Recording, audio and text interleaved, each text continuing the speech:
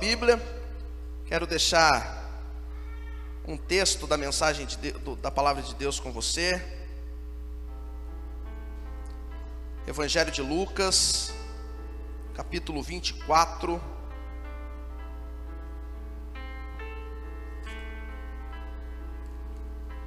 É um texto muito conhecido, mas o Espírito Santo me incomodou. Eu já ministrei esse texto algumas vezes, e o Espírito Santo me incomodou de ontem para hoje nesse texto. E eu disse: nossa, senhor, mas eu já ministrei algumas vezes. E aí a gente fica, a gente que ministra, pastor? Às vezes a gente fala, mas de novo esse texto. E aí a gente fica pensando acerca dele, e aí a gente vai ler, Deus dá tudo diferente, tudo novo, A gente sempre fala isso, mas a gente às vezes fica até relutante. Mas aí o Espírito Santo vai e nos direciona, nos norteia, nos mostra as coisas novas e nos direciona a entregar à igreja coisas diferentes do que outrora nós tenhamos entregado. E aquilo que o Senhor colocou no meu coração está no Evangelho de Lucas, no capítulo 24. Eu quero ler com você apenas o versículo 13 e 14. No entanto, nós vamos ficar em todo o contexto desse capítulo, que vai do versículo 13 ao versículo 35, mas nós vamos ler apenas os dois primeiros, e diz assim a palavra de Deus: naquele mesmo dia, 2 discípulos estavam indo para uma aldeia chamada Emaús, que ficava a uns 10 quilômetros de Jerusalém, e iam conversando a respeito de tudo o que tinha acontecido. Senhor, nós te louvamos nesta manhã. Te agradecemos, Senhor, pela tua palavra que foi aberta, que foi lida, e como sempre, que ela venha gerar vida aos nossos corações. Senhor, nós te agradecemos, porque podemos ouvir, ó Deus, e aprender de ti.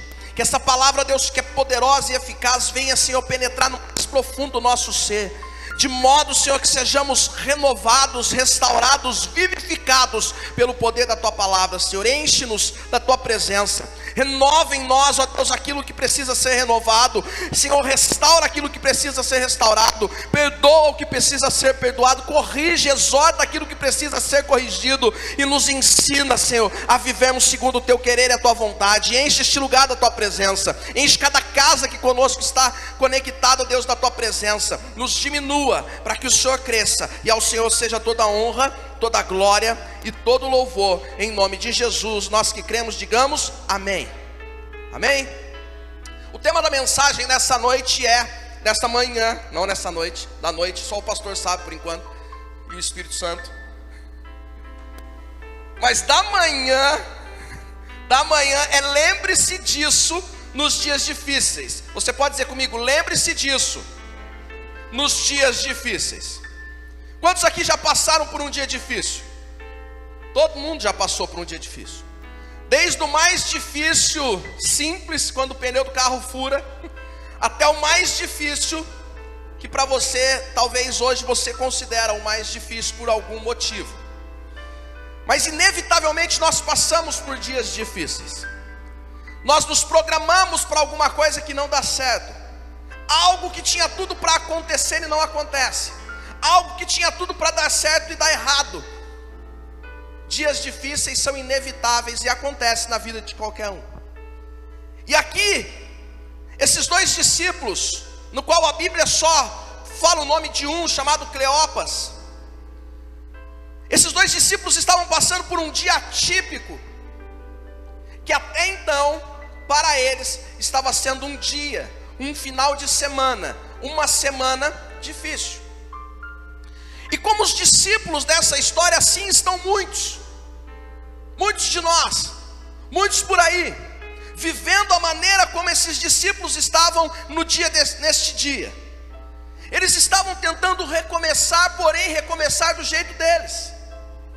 Eles estavam tentando fazer novamente, porém do jeito deles. Eles estavam seguindo a vida, porém a maneira deles. Não deu certo. Não foi como esperado. O dia difícil se apresentou. E aí eles precisaram continuar a caminhada. Eles precisaram recomeçar. Eles precisaram seguir. Porém, eles seguiram, eles continuaram, eles recomeçaram a sua maneira. E quantos de nós temos feito dessa forma?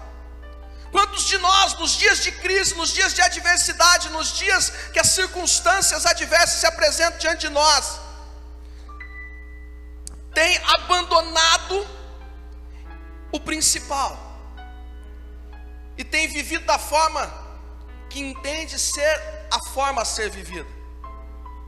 Quantos se esqueceram por causa de uma situação adversa, de tudo aquilo que o Senhor disse, de tudo aquilo que Ele fez, de tudo aquilo que Ele falou, de tudo aquilo que a palavra declara sobre as nossas vidas, e abandonaram tudo, não quiseram mais saber de nada, e seguiram um caminho contrário daquilo que Jesus havia ordenado e declarado para a vida deles? Quantos estão como esses dois discípulos?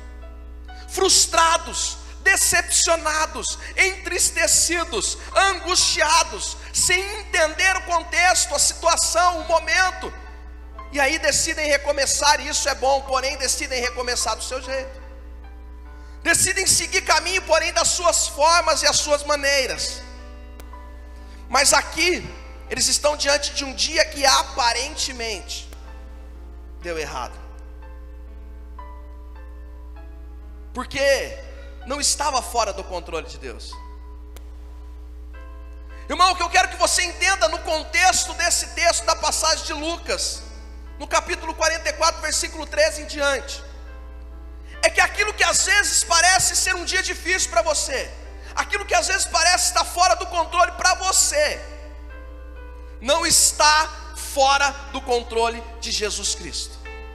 Aquilo que aparentemente é um dia ruim para você e para mim, é o dia que Ele fez, e nos alegremos nele, porque Ele está trabalhando nas nossas vidas, nas nossas casas, no nosso ministério, na nossa saúde, na nossa família, em todo o nosso ser.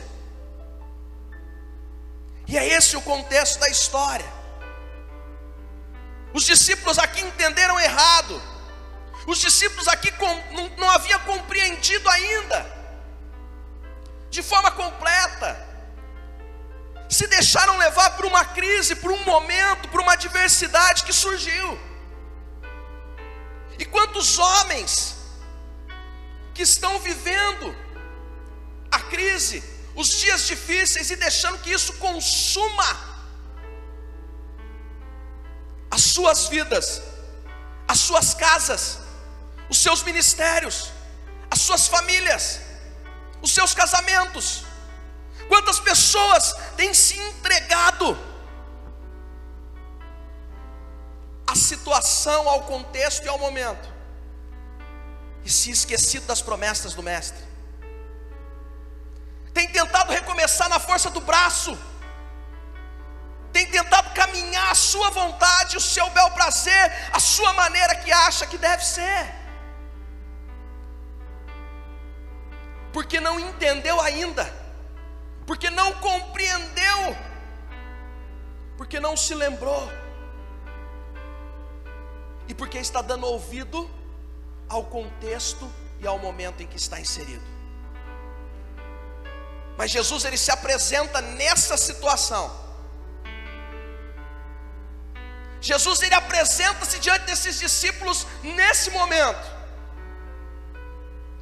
assim como Ele está aqui nessa manhã, assim como Ele está na sua casa, para dizer que Ele permanece no controle de todas as coisas, e que o reino dos céus não está em crise, que o reino de Deus permanece inabalável, e aquilo que parece difícil para mim, aquilo que parece difícil para você, aquilo que parece difícil para a nossa casa, para a nossa família, para Ele é apenas mais um dia em que Ele está trabalhando na minha e na tua vida, para a glória e para louvor do santo e bendito nome dEle.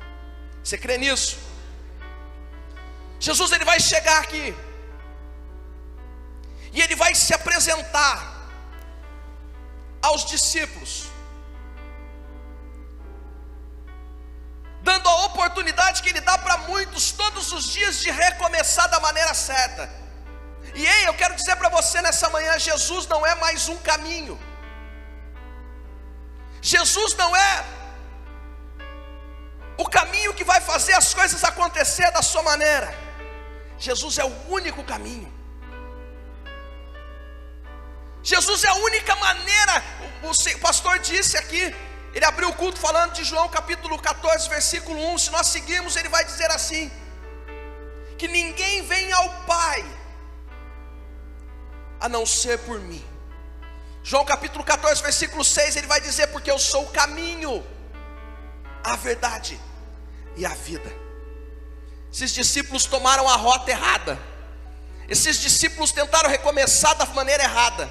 Esses discípulos tentaram seguir por caminhos que agora eles achavam que devia ser, porque o que eles planejaram não deu certo, o que eles organizaram não aconteceu, o que eles esperavam, sonhavam, colocaram ali no seu, o desejo do seu coração não aconteceu. E agora eles tomam um rumo que não foi o que Jesus preparou para eles. Jesus se apresenta diante deles para trazer à existência o único caminho que eles poderiam seguir. Meu irmão, eu quero dizer para você, nesta manhã, independente do que você esteja vivendo, independente do que você esteja passando, independente da situação que nós estejamos enfrentando, não saia do caminho. Não saia da presença de Jesus. Não saia do caminho que Ele te prometeu. Não saia daquilo que Ele colocou diante dos teus olhos. Não se perca diante das propostas tentando nos confundir. Não seja levado pelas emoções. Não seja levado pelos interesses próprios. Seja levado pela presença doce e amável do Espírito Santo de Deus, que sabe por onde nos conduzir. Porque mesmo nos dias de adversidade, Ele está trabalhando na minha vida, e Ele está trabalhando na tua vida. Porque não há adversidade que nós passemos que seja maior do que a presença do nosso Cristo. Aleluia. Então nisso, Jesus ele vai nos ensinar em meio a essa história a entender algumas coisas que nós não entendemos quando nós estamos passando por adversidades. A primeira coisa, versículo de número 15 diz assim: enquanto conversavam, quem conversavam? Os discípulos, acerca do que? Acerca do que havia acontecido em Jerusalém. Jesus, o enviado, o Messias, o esperado, o Filho de Deus, havia morrido. E agora o que seria deles? O que seria da história? O que seria daquilo que nós sonhamos, planejamos? E eles vieram conversando. Eles vieram ali se apoiando em suas frustrações, em suas tristezas, em suas amarguras, em suas decepções. E de repente, versículo 15, Jesus aparece e se aproxima deles. E a primeira coisa que eu aprendo é que Jesus sempre está conosco. Mas Rodolfo, isso é óbvio enquanto nós não passamos pela crise. É óbvio enquanto nós não passamos pelo problema. É óbvio enquanto nós não passamos pela luta. Mas quando nós passamos, parece que nós esquecemos. Você já ouviu e talvez já tenha dito: Senhor, aonde o Senhor está nessa luta que eu estou passando? E Jesus diz: aqui.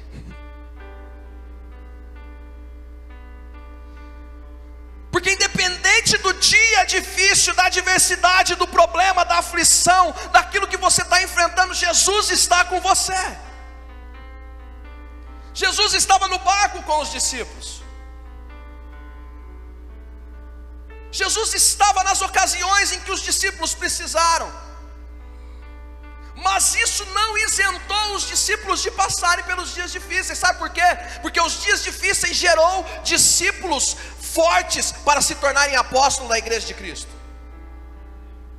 Os dias difíceis, meus irmãos, vai nos levar a nos fortalecer em Cristo e sermos aquilo que Ele projetou para que nós sejamos. Ele refina o ouro com o fogo. Ele trabalha na minha minha vida nos dias em que nós achamos que está sombrio, está escuro e que Deus está em silêncio. Mas ei, Deus trabalha para o bem daqueles que amam a Ele, confiam nele e foram chamados segundo os seus propósitos. Ou seja, existe um propósito de Deus. Mas muitas vezes, diante da situação, nós nos esquecemos que Jesus está conosco. Como muitas vezes nós ouvimos algumas pessoas dizerem: é impossível Deus estar no controle de alguma coisa diante da situação que nós estamos enfrentando. Ou outros dizerem: como pode Deus permitir nós vivermos tudo que nós estamos vivendo?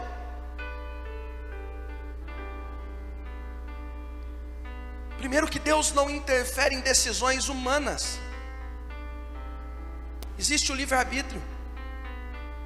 Mas de uma coisa eu sei: Deus tem cuidado da igreja. Deus tem cuidado daqueles que amam a Ele. Deus tem suprido as necessidades daquele que tem colocado diante dele o seu coração e a sua fé. Ele não nos tirou do mundo, mas Ele nos guardou no mundo. E Ele tem feito isso todos os dias das nossas vidas. Aquilo que nós vemos e aquilo que nós não vemos. Nós acordamos hoje, amém? Glória a Deus, irmão. Fala amém comigo aí, que você acordou. Milagre de Deus.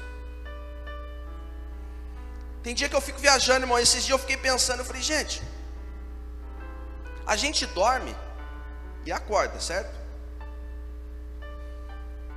E nesse tempo em que a gente está dormindo, a gente não comanda nada. Mas o Espírito Santo de Deus está trabalhando. Não que a gente comande quando a gente está acordado, mas parece que a gente tem mais o controle. Mas e quando a gente está dormindo? Jesus está com você, meu irmão. Jesus está com a sua casa. Jesus disse na oração a Deus, ao Pai, quando Ele orava pelos discípulos: Senhor, eu não oro para que os tire do mundo, mas para que os livre do mundo. Jesus está te livrando. Jesus está cuidando de você.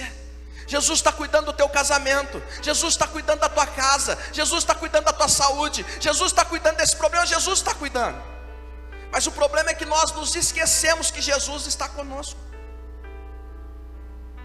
E aí a gente quer fazer do nosso jeito. A gente quer seguir o nosso caminho. A gente quer tomar o nosso rumo. Porque nós não temos paciência. Nós não buscamos sabedoria. Nós não buscamos direção do Espírito Santo. Nós queremos solução. Só que a nossa solução versus a solução de Deus, a nossa solução pode dar errado.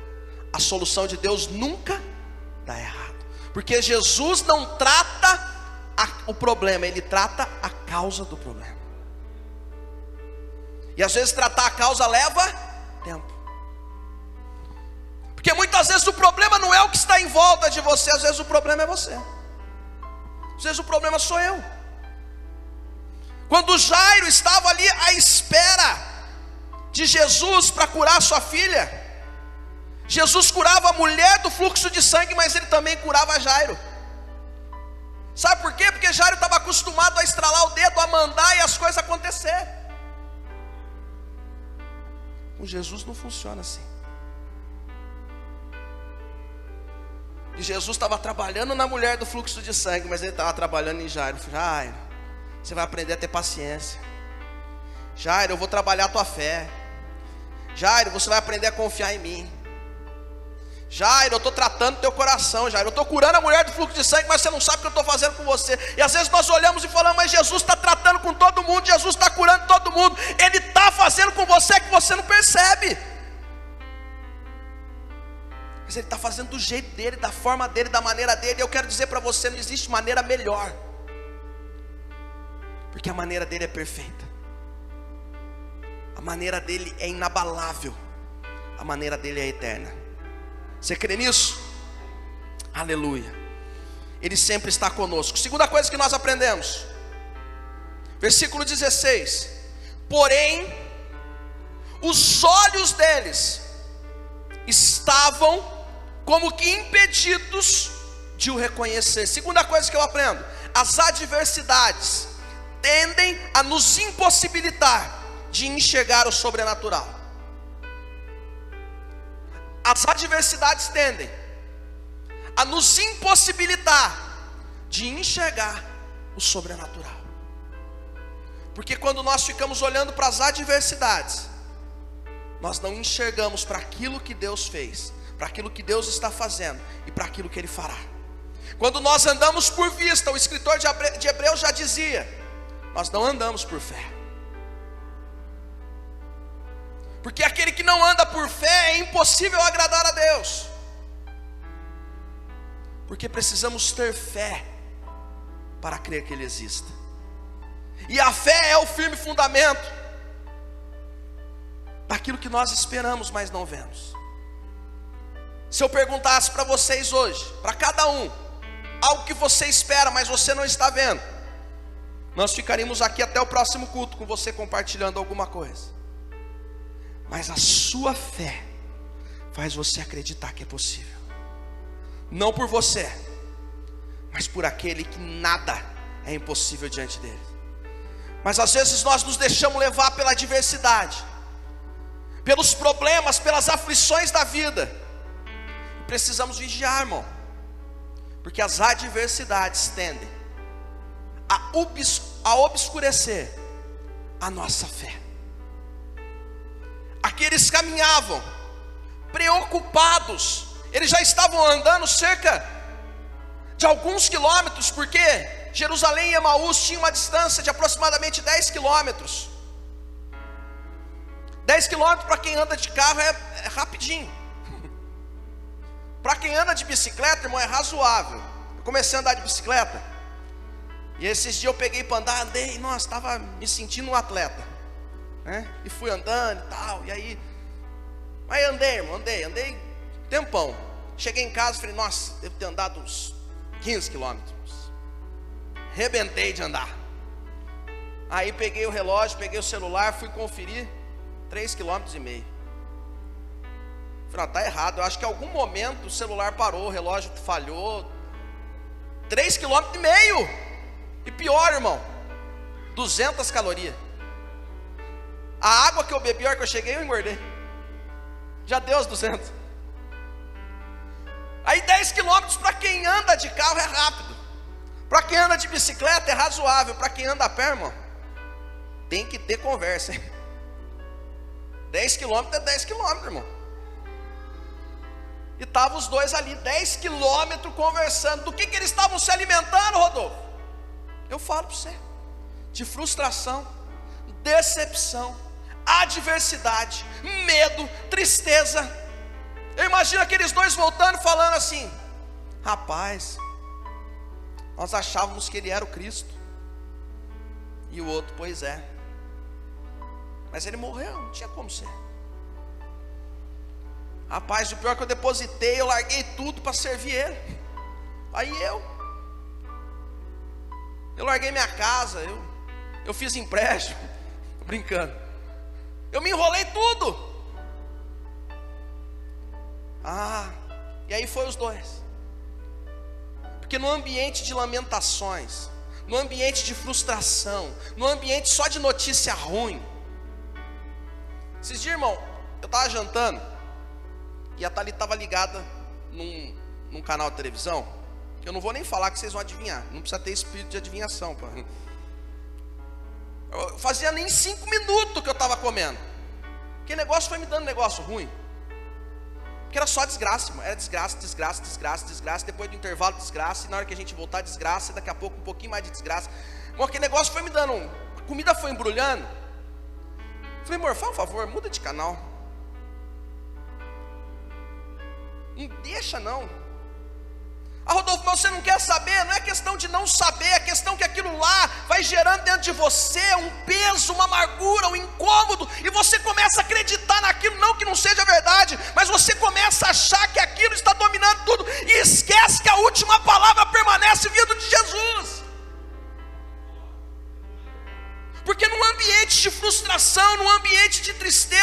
ambiente de notícia ruim, no ambiente de coisas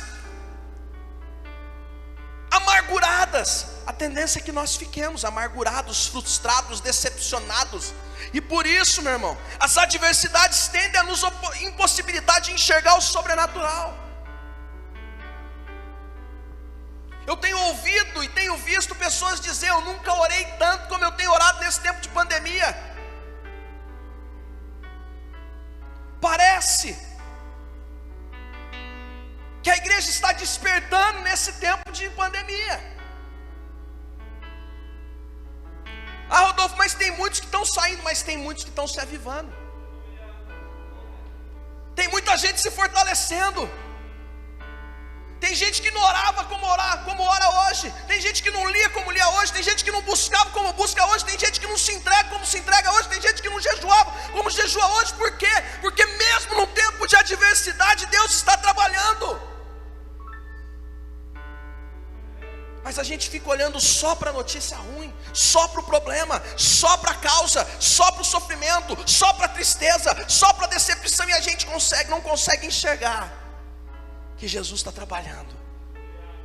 A gente não consegue perceber que Jesus está agindo, porque a palavra está dizendo aqui: os olhos deles estavam como que impedidos de reconhecer.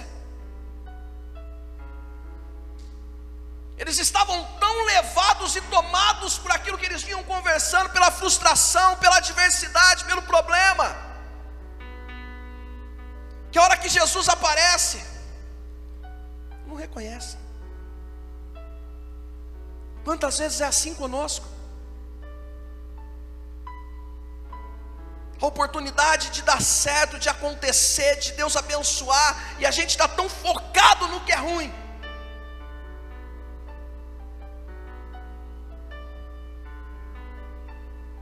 A gente está tão focado naquilo que não deu certo, que a gente esquece que Deus está trabalhando. Olhe novamente, meu irmão, mas agora olhe com fé para Cristo Jesus. Saia daqui nessa manhã, desligue o seu aparelho aí que você está assistindo conosco e olhe novamente para a situação. Mas agora olhe com fé, olhe com esperança, olhe com expectativa, porque se cremos, veremos a glória de Deus. Terceira e última coisa, e a gente encerra. Versículo de número 17 diz: então ele lhes perguntou: o que é que vocês estão discutindo pelo caminho? E eles pararam entristecidos. Um, porém, chamado Cleopas, respondeu: será que você é o único que esteve em Jerusalém e não sabe o que aconteceu lá nesses últimos dias? Ele lhes perguntou: do que se trata? E eles explicaram aquilo que aconteceu com Jesus, o Nazareno, que era profeta, eles vão falando no passado, poderoso em obras, palavras, poderoso diante de Deus e de todo o povo. E como os principais sacerdotes e as outras autoridades o entregaram para ser condenado à morte e o crucificaram. Presta atenção, versículo 21. Nós esperávamos que ele fosse quem havia de redimir Israel. Versículo 25. Então Jesus lhes disse: como vocês são insensatos e demoram para crer em tudo que os profetas disseram. Não é verdade que Cristo tinha que sofrer e entrar na sua glória? E recomeçando por Moisés e todos os profetas, explicou-lhes o que constava a respeito dele em todas as escrituras. Ou seja, Jesus deu um seminário, deu um curso teológico, abibliou eles no caminho de volta a Emaús. Jesus evangelizou quem deveria estar evangelizando. E a terceira coisa que nós aprendemos é: pare de tentar entender as coisas com base naquilo que achamos. Traga à memória as palavras de Jesus. Pare de tentar entender as coisas com base naquilo que você acha. Traga à memória as palavras de Jesus. Aqui existe algo muito costumeiro. Ele estava doidinho para contar a notícia ruim. E aí Jesus faz a pergunta que todo mundo que quer contar notícia ruim gosta: o que está acontecendo? E a Bíblia diz que eles ficaram entristecidos. O senhor não está sabendo? E aí ele faz a segunda pergunta que todo mundo gosta de contar notícia ruim e gosta: o que está acontecendo? E aí eles falam: vou contar para o senhor sobre Jesus. E eles começam a falar de Jesus para Jesus no passado. E Jesus está ali no presente. Jesus está olhando para eles e eles estão falando de Jesus no passado. Muitas vezes nós fazemos isso, nós olhamos para trás e falava: como era bom 1960. Quando era 1983, eu lembro até hoje. O Espírito Santo pegou e a coisa aconteceu e foi. Irmão, é bênção, mas já foi. Mas eu lembro do meu casamento há 17 anos atrás, há 25 anos, há 30 anos atrás. Como era bom aquele homem. Aí mudou? Não é mais bom? Será que só ele que mudou? Será que só ela que mudou? Bom mesmo era quando eu trabalhava em tal lugar. E aí Jesus está ali olhando, falando assim: eis que faço nova todas as coisas. E a pessoa está lá: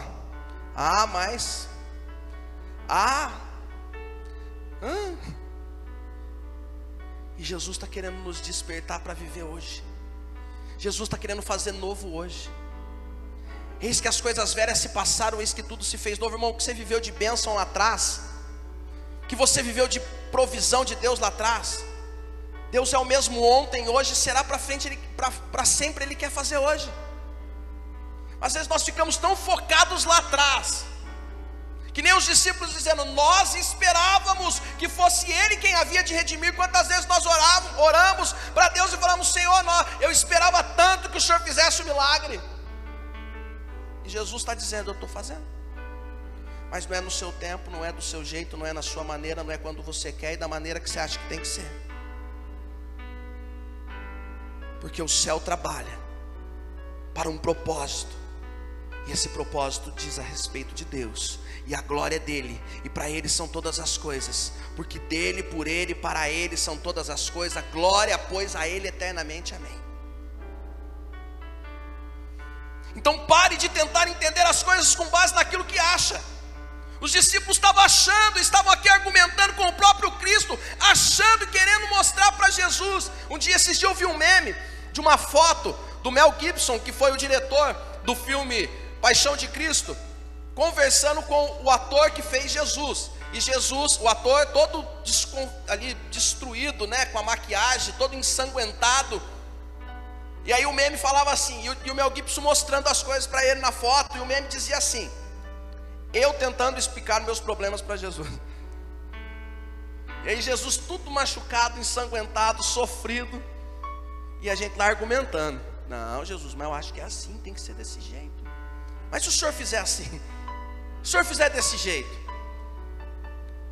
senhor, eu não quero te apressar não, mas eu precisava para onde?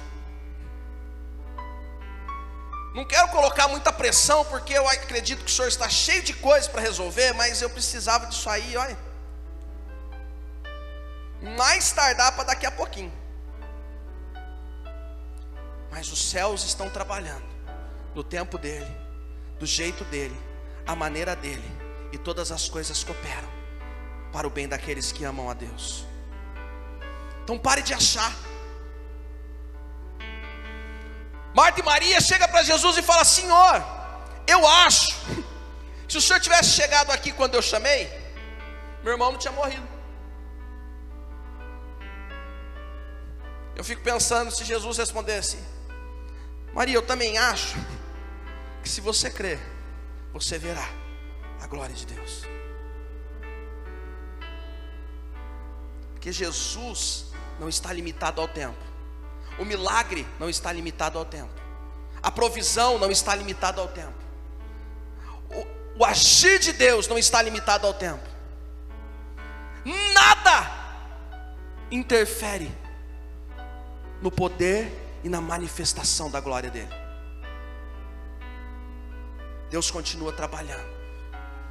Então pare de achar e comece a se lembrar das palavras de Jesus.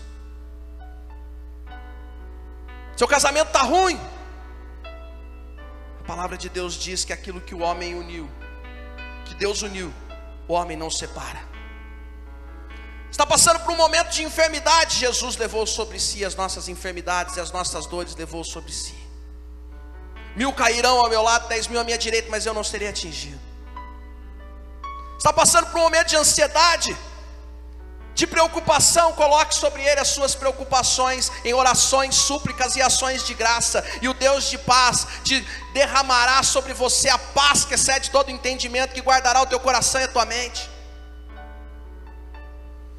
Eu não sei o que fazer, eu preciso tomar uma decisão. Confia no Senhor de todo o teu coração, não se estribe, não se apoie no seu próprio entendimento. Está entendendo, meu irmão, a importância da vida de oração e de leitura da palavra? Porque no dia mau, no dia de adversidade, no dia sombrio, no dia que parece que está tudo dando errado, você não vai resolver com aquilo que você estudou, com aquilo que você acha, com aquilo que as pessoas pensam, com aquilo que o jornal fala. Você vai enfrentar com armas espiritual aquilo que é espiritual. E você vai trazer à memória aquilo que te dá esperança. E aí Jesus começa a falar para eles: vocês não se recordam, como vocês demoram para crer no que os profetas disseram. Não é verdade que Cristo tinha que sofrer para entrar na sua glória? E aí Jesus vai contar tudo para eles de novo. Meu irmão, traga memória. É que nem quando, às vezes eu converso com um jovem, e jovem ele tem uma manha para fazer prova. Ele vai fazer prova sem estudar. Você já fez isso, eu sei. E aí a gente faz aquele versículo que a gente acha que resolve o problema. Senhor, traz a memória. Espírito Santo, me traz a memória, todas as coisas. Eu fico imaginando o Espírito Santo olhando e falando assim: eu vou trazer a memória o quê, se você não leu nada? Porque ele vai trazer a memória não de coisas que a gente não sabe. Ele vai te fazer lembrar daquilo que você leu, daquilo que você estudou, daquilo que você buscou. Porque Deus não tem filho mimado. O Espírito Santo não educa a pessoa mimada. Ele trabalha em nós para a glória e para louvor do nome de Deus. Você crê nisso? Se coloque de pé nesta manhã. Aleluia. Versículo 30. E aconteceu que quando estavam à mesa, ele pegou o pão e abençoou. Depois partiu o pão e deu a eles, aos discípulos que estavam voltando para Emaús. Aqui Jesus já está em Emaús. Jesus é convidado para dormir, para ficar, na casa desses homens. E ele fica, porque já era tarde. E aí no versículo 30, então, eles vão comer. E Jesus então pega o pão, abençoa, dá graça, reparte ele e dá àqueles discípulos. Então os olhos deles se abrem, eles reconhecem Jesus, mas Jesus desaparece da presença deles. E eles disseram um ao outro: não é verdade que o coração nos ardia no peito, quando ele nos falava pelo caminho, quando nos explicava as escrituras? E na mesma hora, levantando-se, voltaram para Jerusalém, onde acharam reunidos 11 e os outros com eles, os quais diziam: de fato, o Senhor ressuscitou e já apareceu a Simão. Então os dois contaram o que lhes tinha acontecido no caminho e como tinham reconhecido o Senhor no partir do pão. Aleluia. O que acontece aqui, meu irmão, Eles estavam passando por tempos difíceis, mas Jesus estava trabalhando no coração deles, mesmo nos tempos difíceis. E aquele caminho que parecia o fim era só o começo. Aquele caminho que parecia de frustração agora é caminho para viver o sobrenatural. Agora eles voltam no mesmo caminho, só que no sentido certo. Agora eles se posicionam naquilo que Jesus quer que eles façam.